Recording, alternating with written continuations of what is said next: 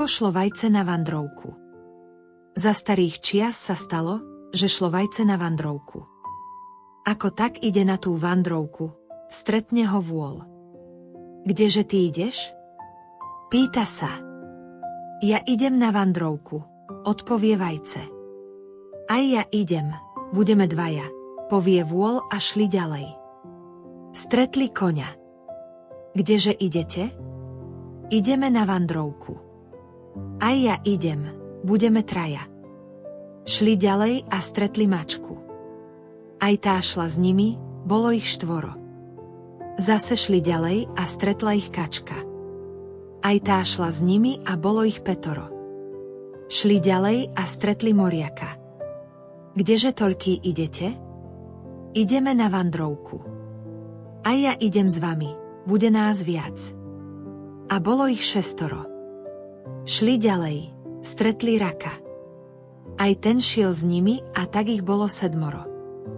Šli, až prišli do jedného lesa a tam nebolo ani vtáčka, ani žiadneho zvieratka, všade všetko pusté.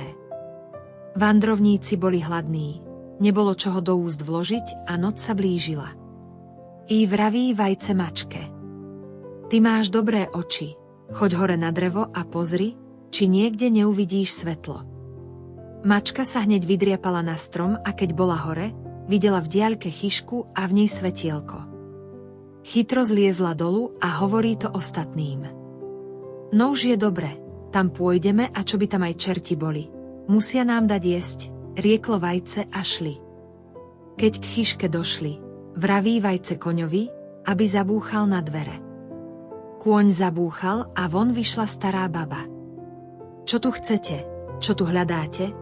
Chytro choďte preč, keď moji chlapci domov prídu, všetkých vás pobijú, spustila baba na nich.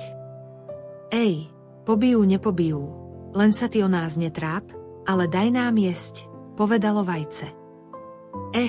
Nech vás parom poberie, ja pre takých pocestných nič nemám, odpovedala baba. Tu sa vajce veľmi rozhnevalo a kázalo volovi, aby vzal babu na rohy a odniesol ju do lesa. Aj sa to vo chvíli stalo.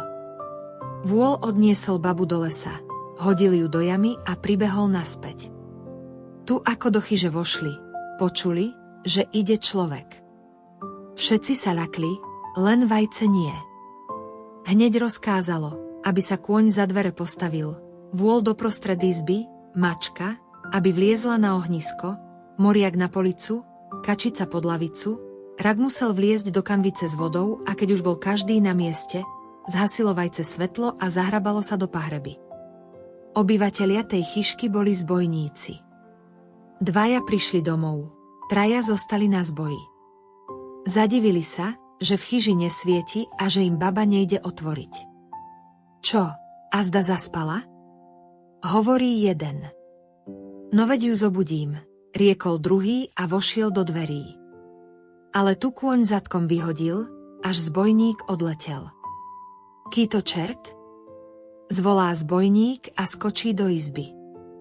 A tu ho vôl začne rohami kľať a keď skočí k ohnisku, aby si oheň rozžiaril, mačka ho začne škriabať, ako siaha do popola, vajce sa rozpukne a strekne mu do očí. Skočí ku kanvici, aby si oči vymyl, tu mu rak chytí ruku do štipca. Ej, 100 bohov vám do duše, veď to nie je s dobrým, zvolal zbojník a hľadal dvere. Ale vôl ho ešte rohami dobíjal a moriak volal udri, udri. A kačička tak. Horko ťažko sa zbojník von dostal a tu vypráva kamarátom, čo sa mu v chyži stalo. Za dvermi stojí mlátek so 4 cepmi, na prostriedku izby stojí jeden so železnými vidlami. Na ohnisku je drápač, v pahrebe jeden strieľa a vo vode jeden strihá. Na polici volá udri, udri a pod lavicou tak. I ľakli sa zbojníci, utiekli do lesa a do chyšky sa viac nevrátili. Žilo tam teda vajce s kamarátmi v pokoji, kým nepojedli, čo tam našli. Potom sa asi vrátili domov, kde spolu v šťastí a spokojnosti žili. A to je všetko, milé deti. Nedaleko na kopčeku koza stála, na chvostíku zvonec mala, a keď zazvonil zvonec, rozprávke bol koniec. Dobrú nôcku, detičky.